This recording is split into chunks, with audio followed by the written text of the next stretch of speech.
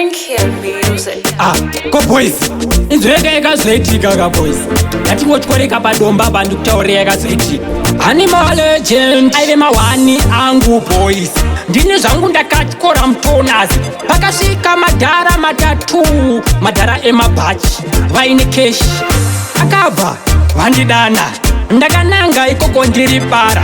Ndichinosvika vakabva vanditakura vachida kunditkore. Ndine kanyaya kakanyanyisa boys, kanyaya kekunyanyisa. Aka kanyaya kakanyanyisa kanogona ngokupusisa.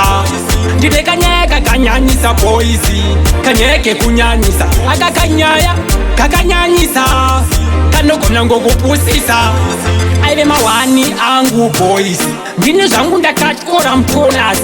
Pakasvika madhara matatu, madhara emabhachi vaine keshi. Vakabva vandidana, ndakananga ikoko ndiri para. Ndichinosvika vakabva vanditakura vachida kunditkore. Ndine kanyaya kakanyanyisa boys, kanyaya kekunyanyisa. Aka kanyaya kakanyanyisa kanogona ngokupusisa.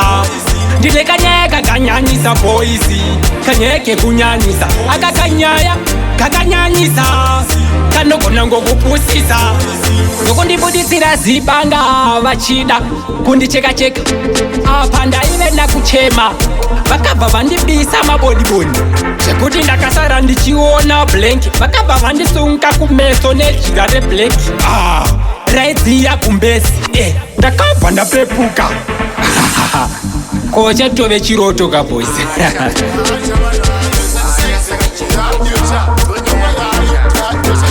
Aive mawani angu boys, ndine zvangu ndakatyora mutonazi. Pakasvika madhara matatu, madhara emabhachi vaine keshi. Vakabva vandidana, ndakananga ikoko ndiri para.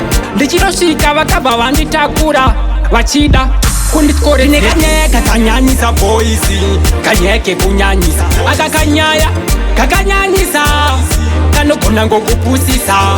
Ndine kanyaya kakanyanyisa boys, kanyaya kekunyanyisa. Aka kanyaya kakanyanyisa kanogona ngokupusisa. Ndokundibuditsira zibanga vachida kundicheka-cheka. Apa ndaive ndakuchema, vakabva vandibisa mabodibodi zvekuti ndakasara ndichiona blank. Vakabva vandisunga kumeso nejira reblack.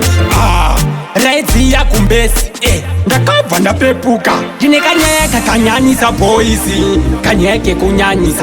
Aka kanyaya kakanyanyisa kanogona ngokupusisa. Ndine kanyaya kakanyanyisa boys, kanyaya kekunyanyisa. Aka kanyaya kakanyanyisa kanogona ngokupusisa. Ndine kanyaya kakanyanyisa boys, kanyaya kekunyanyisa. Aka kanyaya kakanyanyisa kanogona ngokupusisa.